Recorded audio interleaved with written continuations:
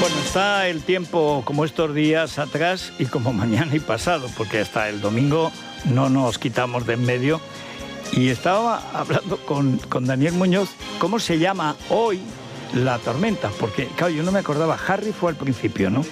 Yo recordaba a Joseph, después vino Ingrid, sí. Ayer se llamó Christine, y hoy ¿cómo se llamará? Le ponemos Sulpicio, que hoy es San Sulpicio, como la hermana San Sulpicio, Sulpi. Hoy el tifón Sulpi, pues va a seguir soplando, es llover sobre mojado, mucho cuidado porque el tráfico está fatal, va a haber mucho viento, va a nevar menos y las temperaturas pues van a subir. No crean ustedes que esto se va a poner veraniego. En Madrid llegaremos a 14, la máxima nacional sale de Canarias, en Murcia 25 grados y la mínima Gerona y Soria 1 grado. Bueno, hoy hay un debate muy interesante que ha suscitado Arcadi, que le gusta llamar la atención, en una columna verdaderamente, en fin, mira que a mí se me dan los adjetivos, pero como es amigo, pues no me salen. Pero estupefaciente, podríamos decir, que se equivocó y en fin. Que dice Arcadi que Puente ha dado la cara. No, Puente nos ha roto la cara, Arcadi. Puente nos ha roto la cara. ¿Que ha hablado? No, ha mentido. Que ha dado datos, mentira, datos falsos. Él le llama sesgados. Cuando dices sesgados es que estás a favor. No, sesgados no, falsos. Ha dado datos falsos. Ha mentido como un bellaco porque es un bellaco. Es un matón. Es la escoria, es la negación de la democracia y del respeto al equilibrio de poderes, etc. Es un matón que no ha tenido más remedio que salir a dar la cara por Sánchez y ha mentido desde el primer día hasta el último, que no sabemos cuándo será, porque no sabe hacer otra cosa. Pero es que hoy va al Senado, a que insulta a los senadores.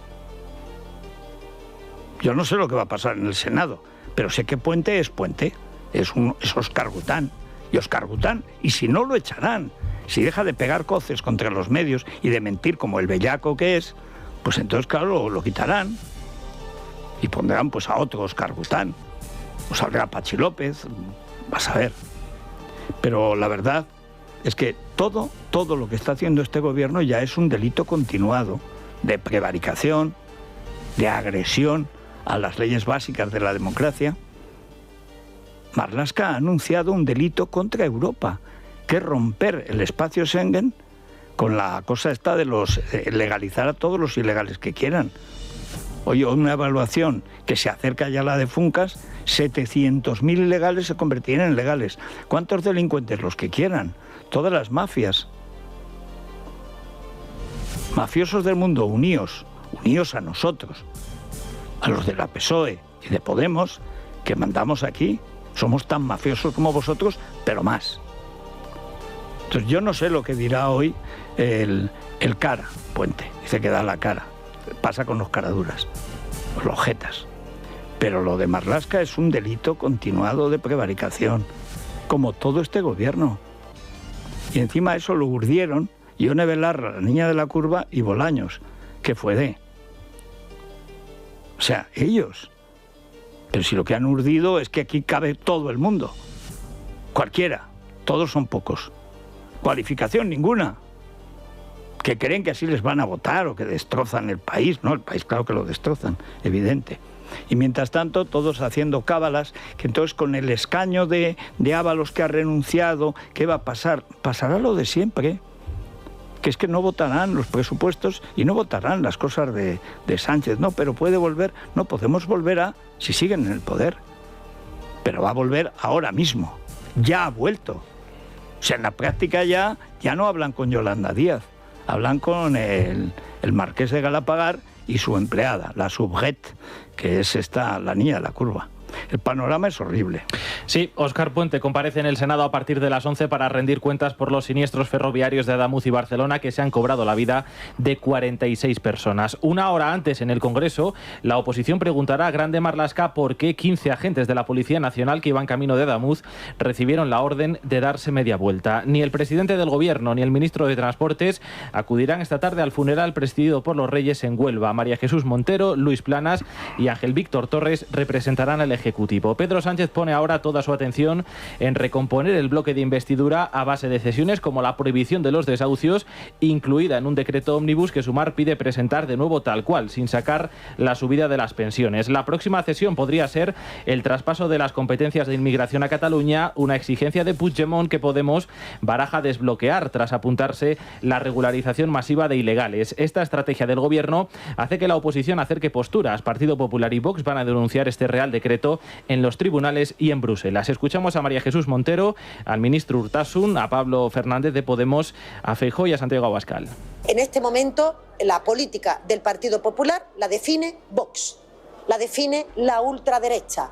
Tienen preocupación, tienen miedo respecto a esta cuestión de crecimiento de ese sector de la ultraderecha y no se les ocurre otra idea que propugnar los mismos postulados, los mismos criterios, las mismas políticas. Nosotros creemos que es el momento, en estos momentos, de mantenernos firmes como Gobierno de España, de volver a llevar al Consejo de Ministros un Real Decreto con el conjunto de las medidas, no dejando de caer ninguna y, desde luego, no dejando de caer aquella que hace referencia a la prohibición de los desahucios para familias vulnerables y, por lo tanto, lo que necesitamos es volver a llevarlo al Consejo de Ministros. Nosotros estamos abiertos a sentarnos a negociar, eso sí, con la condición sine qua non de que se eliminen todos los sesgos racistas de ese texto y que pues no haya ningún elemento racista en ese texto de delegación de competencias que sí que había cuando lo pactaron Partido Socialista y Junts. Si usted quiere hablar de inmigración irregular, llévelo al Congreso,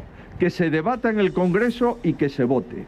Usted no tiene derecho a incrementar el censo de los españoles con la ley de nietos en más de 2 millones de personas y con la regularización de la inmigración irregular de más de 800.000 personas. Estas medidas van a tener consecuencias muy graves. La primera es que ya hay millones de personas en toda África intentando comprar el billete de las mafias y va a tener consecuencias directas agravadas sobre problemas que ya teníamos.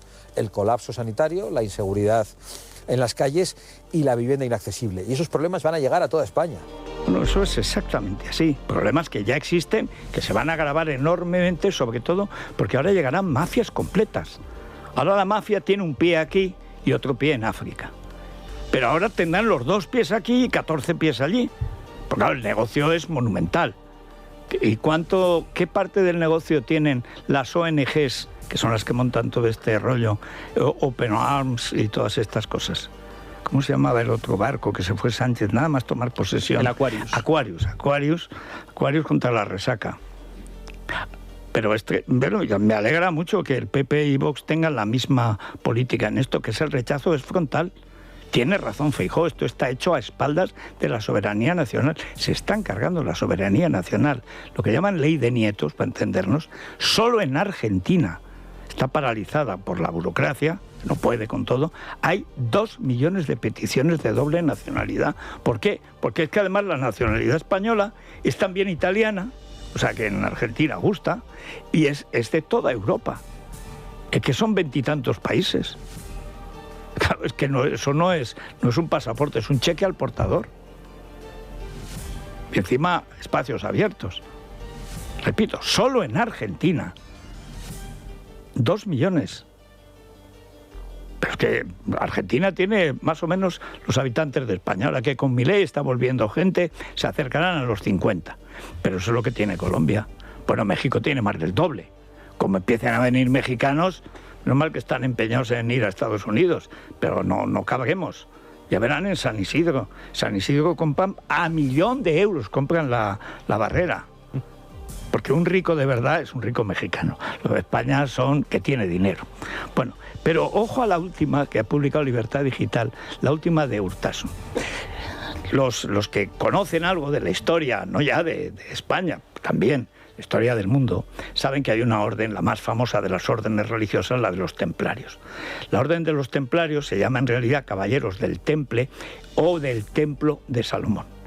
Los Caballeros del Templo de Salomón es una organización militar que vivía pues, la fe y la guerra. La guerra santa está copiada, calcada de la yihad, es la guerra santa contra los infieles y nacen precisamente para liberar los santos lugares del dominio musulmán. Bien, Los caballeros del Temple, que en España tuvieron mucha fuerza, estaba la Reconquista, hay no solo basílicas, hay también castillos. Monzón es el castillo templario por excelencia. Por alguna razón de Monzón hay más atletas que en ningún sitio, no sé si de España seguro. Es Conchita Martínez, muchos campeones olímpicos, pero es que a las 6 de la mañana están corriendo los de Monzón, además compiten muy bien, como los templarios. Los templarios fueron los primeros banqueros occidentales, antes que los italianos, los que crean una red que llega hasta Tierra Santa para las cruzadas, etcétera. En la práctica tenían en Creta, en Sicilia, en todas partes, tenían sedes que funcionaban como bancos. Entonces se hacen muy ricos, porque eran muy listos, y luego decían que tenían muchos vicios y tal. Bueno, el caso es que con la cosa de los vicios, el rey de Francia, que estaba quebrado y que debía mucho dinero al Temple, lo que hace es lo que luego han hecho y que vamos a tratar en el podcast de la Vendée y tal, que es robar los bienes de la Iglesia. ¿Y qué bienes tenía la Iglesia? Los que más bienes tenían, pues la Orden del Temple en Francia. ¿Qué es lo que hacen? Robarlos, pero mediante una acusación de herejía, prácticas sodomíticas, misas negras y tal, porque en el juramento, era un juramento muy retorcido, pisaban un crucifijo como prueba de resistencia a la tentación de hacerlo. Es un rito muy raro, que si lo coges por el mal eso, bueno, entonces el Papa los excomulga. Aquí en España la primera novela histórica, El Señor de Bembibre, de Enrique Gil y Carrasco, habla precisamente de el Temple en el Bierzo. Es un sitio precioso, y entonces hay un joven, es una historia de amor imposible, tal como suele pasar. No ha sido hecha una serie de televisión porque los guionistas españoles son básicamente analfabetos y antiespañoles y medio tontos, pero bueno, el guión es quien lo está pidiendo. Y entonces este señor, desesperado porque no se puede casar, como los amantes de Teruel, con su amada, pues entonces se mete templario cuando están siendo perseguidos. ¿Qué pasa? Que a Molay, que era el gran maestre de la orden, lo queman vivo en París, por hereje y tal. En ese momento hace una maldición, diciendo que ninguno de los reyes de Francia en el siglo morirá en la cama o algo así. No me recuerdo cuál es la fórmula en francés. Y pasó. Y hay una serie de 7 novelas que se llaman Los Reyes Malditos, donde cuenta precisamente cómo todos los reyes de Francia acaban mal, tocados por la maldición. Pero el Temple al final es destruido. ¿Qué quedan? Quedan los que además eran grandes arquitectos también, tenían mucho dinero, los banqueros de las cruzadas. Y entonces en España, pues ahí, además se hace una cruz en la península. Las iglesias, los templos, incluso castillos a veces fortificados, o iglesias fortificadas como castillos, hacen una cruz en la península. Es una cosa tremenda. Bueno, pues los templarios existen, ahora no tienen la fuerza de antaño, pero siempre han sido objeto de una gran atención. Y repito, es una orden que nace para combatir al Islam. Vea usted, ¿y esto a qué viene? Bueno, en España había una casa, que es la Casa de la Orden del Temple, que tiene algunos problemas, los han reparado. ¿Y a quién creen ustedes que tras quitársela al Temple, como hizo el rey de Francia y el Papa de la época, y quemar al pobre gran maestre, ¿a quién se la ha dado? A los moros, a una fundación islámica. Es decir, no es que lo poco que sabe es para la profanación. Pero, hombre, dáselo si quieres a alguien, si se lo quieres quitar, pero hombre, no a la morisma, que para eso nació, para combatir la Orden del Temple. Es que eso es unir el agravio al ludibrio y al bodrio. Pues lo ha hecho el enemigo del champú, con un par. Es que son así. En fin, vamos a la República de los Tontos. En Es la Mañana de Federico, la República de los Tontos, con Santiago González. Eres tonto, muchacho. Santiago, muy buenos días. Muy buenos días, querido Federico.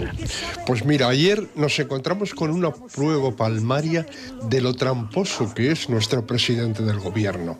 Falaz, mentiroso, embaucador, mangante, chorizo, sablista, gorrón y una docena larga de sinónimos que recoge el diccionario de la Real. Habíamos comentado ayer que metió la propuesta de revalorizar las pensiones en un decreto ómnibus junto a otras 21 medidas, entre ellas la protección a los inquiocupas. Las redes sociales distribuyeron un vídeo en el que este caradura, marido tolerante de Lavego y yerno por tanto de Sabiniano, hermano de David Azagra, jefe de Ábalos, Cerdán y Coldo y de Álvaro García Ortiz, lucía su cara más contrita para anunciar la derrota en el Congreso del decreto ómnibus. En el vídeo reprocha al PP haber perjudicado a 10 millones de pensionistas en ese tuteo indecente a sus votantes, tan acorde con el magreo al que somete a las leyes en general y a la Constitución en particular. Quizá pienses que a ti esto no te afecta directamente, pero piensa en tu abuelo, en tu abuela, quizá en tu madre, en tu padre, que podrían perder más de 500 euros al año. Es una clase magistral de interpretación con rictus, la expresión contrita y el gesto dolorido, pura expresión de la empatía. Lo que pasa es que todo es mentira. Lo demuestra una captura de pantalla en la que se le ve el reloj de pulsera que marcaba la hora de la grabación. Era la 1 de la tarde. Justo tras el Consejo de Ministros. La votación no se produjo hasta las 3:30, o sea, que fue a votar sabiendo la perdida y habiendo cargado el vídeo para culpar al PP. Es majadero y golfo en proporciones sumamente equilibradas. Sí, pero es que es así, que lo había grabado antes. Sí, sí, es impresionante. Qué sinvergüenza, qué sinvergüenza. Pues sí, hay que señalar a todo el sanchismo militante que ha secundado la superchería del puto amo. Marichus, Bolaños, Yolanda, Simancas. Este último se ponía jacarandoso, en plan, vamos a ver, el Real Decreto Ley que ayer tumbaron las derechas tenía 24 artículos, 14 disposiciones y 3 anexos. ¿Qué pretendían? ¿Que el gobierno planteara 40 reales decretos distintos para ellos, que ellos eligieran como en una caja de bombones? Votaron contra los pensionistas porque quisieron. David Mejía, que es un periodista muy cabal, puso un comentario adecuado. Yo voté a Simancas, pero ha llegado el momento de hacerles una estatua ecuestre a Tamayo y Sáez. Bueno, en realidad debería ser la estatua con una fregona, porque una siguió haciendo tareas de... era limpiadora. Iba con su fregona y tal y cual. Y entonces pues sería la fregatriz decente. Porque 20 y tantos años después siguen diciendo, les habían pagado, ¿dónde está el dinero? ¿Dónde está el dinero? La pregunta Fíjate que nadie le hace a Urdangarín, ¿dónde está el dinero, Golfo? Pues esto... Eso es. Fíjate que la SER se pasó y empleó recursos de narices en investigar el supuesto soborno. 100 millones creo que se dijo que les habían dado. Se decía unos a cada uno y otros que era a repartir. 50 y 50 Bien. O 100 y 100, sí. Pero resulta que es que no solo no encontraron nada, sino que es que luego ellos volvieron a sus trabajos anteriores. Sí, sí. Ella, al de auxiliar administrativa en la Clínica La Paz, me parece que estaba. Sí, pero creo que auxiliaba para todo. Es igual, sí, es lo mismo. Volvieron a trabajos modestos, corrientes y normales. Tampoco no era trabajar en las saunas de Sabiniano. Eso es. Los prostíbulos de la banda esta. Pero ¿dónde está? Y yo recordaba ayer o anteayer, que además lo recordaba porque lo viví, menuda pelea fue aquella, cuando precisamente Esperanza no quiso ser presidenta con los votos de esa abstención y convocó elecciones. Exacto. Contra su partido. Y ganó por mayoría absoluta. Sí, contra su partido. Me acuerdo de Rato y Romero de Tejada, que con el ABC a la cabeza estaban empeñadas en que, bueno, primero coger la presidencia, dentro de 4 años nadie se acuerda exactamente. Y ella dijo que ni hablar. Además recuerdo porque había muerto su padre y en un discurso electrizante lloraba, pero aguantó. A su padre, desde luego, le hubiera dado vergüenza que su hija hiciera eso. Y convocó elecciones y las ganó, por un escaño, pues sí, pero las ganó. Y desde entonces ya la gente ha votado PP en Madrid. Eso es, sí. Pero luego unas mayorías que no cesan. Pues sí, señor. Y que van a ir a más con Ayuso. Sí, hombre, yo como la sigan insultando, claro, cada vez que le organizan una tenida de estas, una conjura, como Julio Iglesias, Julio Iglesias se va a poner a vender discos como nunca, claro. Bueno, pues todo esto se explica mejor si tenemos en cuenta que hoy el tonto de la boina es una metáfora de España. Acaba de proclamar su victoria sobre Arturo Pérez Reverte, y no sin razón, al anunciar que se pospone el encuentro sobre la guerra civil en Sevilla. La razón aducida son las amenazas de la extrema izquierda de actuar con violencia. Vayamos por partes. Si tal fuera cierto, la decisión de suspender por ahora el encuentro sería una lamentable decisión de Pérez Reverte. Lo procedente sería aguantar el tipo y emplazar al ministro del Interior a que cumpla su obligación principal de garantizar la libertad y la integridad de los participantes. Tal vez la causa sea el ejemplo intelectual que el imbécil de la boina ha sido para otros ponentes que han seguido su ejemplo. Maillo, Carmen Calvo, la vicesecretaria general del PSOE en Andalucía, Paco Cerdá, y en este plan. Había gente muy cualificada también, hay que decirlo. Juan Pablo Fusi, Enrique Moradiellos, Julián Casanova, Fernando del Rey y Manuel Álvarez Tardío, por ejemplo. Pero ¿a quién se le ocurre convocar a Carmen Calvo, la anglicanista, para dar doctrinas sobre nada? ¿O a cualquiera de los citados junto a ella? En fin, el tonto de la boina 1, Arturo Pérez Reverte 0. Y Podemos, en la actividad que tanto les gusta, el escrache, solo les faltaba un tonto como guía para que ya estuviera todo. Y fíjate que ya tenían muchos en nómina, pero ahora han encontrado un verdadero líder. ¿A ti no te parece hijo de Broncano? Es igual, es igual. Es una cosa filiforme con ojos de rana, que saca los dientes como Vinicius. Y que tiene cara, pero de tonto de baba, o sea, de estos tontos que en los pueblos les tiraban piedras. Dice, porque abusan de... No, por tonto, pero no por disminuido, no, porque esos, en general, siempre los adoptaba alguien, los cuidaba, son cariñosos. No, este es un borde hijo del Broncano, que por cierto está convirtiéndose ya en cenizas, porque el hormiguero no es que lo triture, no es que lo deje atrás, es que parece el Benfica de ayer con el Madrid. O sea, es que le está dando unas palizas humillantes. Pero el tío tiene firmados 2 años. 2 años en prime time, aunque no se emita, va a cobrar más que Mbappé. Y 28 millones, o sea, es una cosa extraordinaria. Hoy Fernando Savater escribe en The Objective y recuerda una cosa de Juan de Mairena, o sea, cuando había suspendido a un alumno solo con verle la cara. Y entonces fue su padre a decir que, pero usted puede decir que ha suspendido a mi hijo bastándole verle la cara. Dice, sí, a veces me basta ver la de su padre, que le respondía. Y dice que lo mismo pasa con eso, que en cuanto le vio con la boina, esto ya pensó que no daba mucho de sí. Sabes que la actividad intelectual de Broncano consiste en preguntar cuántas veces lo ha hecho. ¿Cuándo es la última vez? ¿Cuándo tiene dinero en el banco? Hombre, con sus amigos el dinero no te van a decir. En el banco nada, pero en la República Dominicana. y cuando vaya a Begoña le dirá cuántas veces. Eso es. Y le preguntará, sí, hasta el final. ¿Hay final? ¿Y cómo lo hacían los prostíbulos de papá? No, me da que no irá, ¿verdad? En fin, pues clavado, míralo, tiene los ojos ahí como de bobo de baba, claro. Bobo de baba que se lo lleva crudo. En fin. Bueno, Kelly Garat y Teresa Gómez escriben en The Objective un mensaje inequívoco de José Luis Rodríguez Zapatero. No puede haber adelanto electoral. Al margen de la presión política, parlamentaria o social que se acumula sobre el Ejecutivo. Hay que aguantar. Sánchez no puede convocar elecciones. ¿Y cuál es la razón que aduce?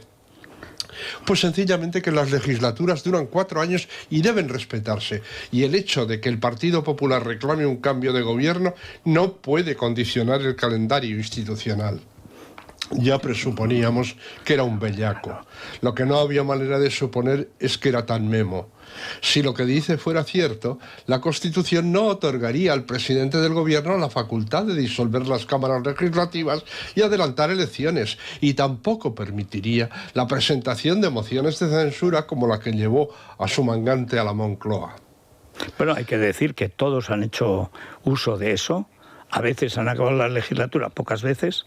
Aznar sí, pero Felipe ya no, desde el 93. Las dos últimas fueron adelantamientos y el caso de Zapatero todavía es peor, porque es que no solo adelantó, es que además se largó, ni se presentó a las últimas elecciones. Tomó el olivo, que se dice en términos taurinos. Exactamente. Se fue de naja, que dicen los castizos también. Sí, señor. Huyó el galgo de Paiporta y el galgo pues hará lo que le convenga, como ya ha hecho. Maimónides escribía en mi blog: perdonen que interrumpa, dijo Pedro relativo al decreto ómnibus, pero piensa en tu abuelo o en tu abuela, quizá en tu padre o tu madre. Y añade el gran Maimónides: ¿seré yo el único que me he acordado de los suyos? Cuenta 20 minutos que la sustituta de Ábalos en el Congreso fue condenada en 2021 por conducir borracha, y Carles Enrique se ponía risueño y destacaba que se cambien putas por alcohol. El PSOE on fire. A mí lo que me parece es de un puritanismo innecesario. ¿Por qué no van a coincidir? Pero a ver quién le hacía una prueba a Koldo. Que viene Koldo 2x2, portero de vertedero y de prostíbulo, el prostíbulo más triste de Pamplona, según dicen. Como algunas veces lo hemos comentado al Rosalex, dicen que era para que se te quitara la libido por una centuria. O sea, que las noches de Pamplona, más que un templo del vicio, era un exorcismo. O sea, en Pamplona hace un frío por ahí que parece Teruel. O sea, es que ya decía con mucha razón el grandísimo Ramón Irigoyen que pecar de entrepierna en Pamplona no es pecado, es un milagro. Exactamente. Pues muchas gracias, Santi. Hasta mañana, a ver qué hacen hoy en el funeral. Eso es. Hasta mañana, que será otro día. Estaremos atentos al funeral. Pues claro. Y si les duele algo, Ibudol. Que no te pare el dolor. Ibudol Cápsulas Blandas alivia rápido el dolor de cabeza o muscular, desde el primer momento. Ibudol, medicamento sin receta para adultos y niños a partir de 12 años. También formato bebible en stick pack. Ibudol, al dolor ni agua. Tenía que ser de Kern Pharma. Lee las instrucciones de este medicamento y consulta al farmacéutico. Es la mañana. Es radio. Bueno, hay dos clases de países, los que tienen bancos y los que no. Es decir, donde hay propiedad, hay bancos. ¿Por qué? ¿Para qué están los bancos? Empezando por los templarios, para prestar dinero con intereses y poner tú en marcha pues tu negocio, comprar una casa o lo que sea, o comprarte, qué sé yo, un equipo nuevo, que yo creo que es lo que tiene que hacer Florentino.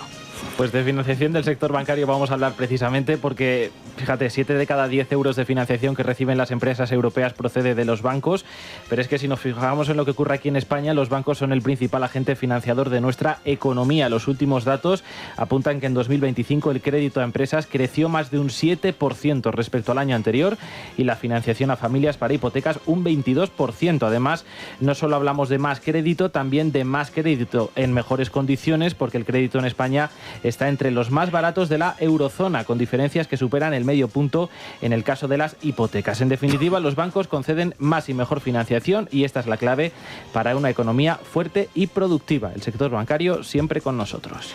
Bueno, ¿y qué me contáis de Legalitas antes de acercarnos a los oyentes? Pues Federico, si a un jefe no le gusta escuchar un no cuando dice que hay que hacer horas extras sin dar nada a cambio, ¿qué le tienes que decir? Que no también. Y defiende tus derechos con Legalitas, porque cuando tienes un servicio de abogados que puedes llamar todas las veces que quieras, tienes la libertad precisamente de eso, de decir que no. Llama al 900-100-665 y por ser oyente de radio tienes un mes gratis. Legalitas, no te conformes, 900-100-665.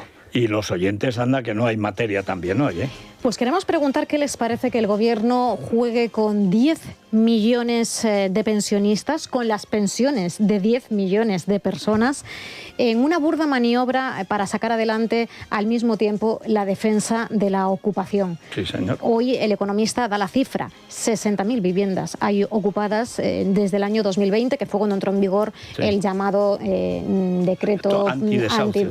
El antidesahucio y sobre todo el escudo social que entró con la pandemia. Sí, que queda bonito lo de escudo social, era el escudo de los delincuentes. Bueno, una cosa podemita, en realidad empieza con Ada Colau. ¿Os acordáis cuando iba vestida de abeja maya grandes tallas? O sea, era una cosa tremenda, porque era un buque, con esas rayas amarillas. Y lo horizontal no favorece. No favorece cuando eres tan horizontal ya. Bueno, el teléfono, Federico, 648 91 92 60 y nuestra cuenta de Instagram, @lamanana de FJL. A la tertulia. Es la mañana. Es radio.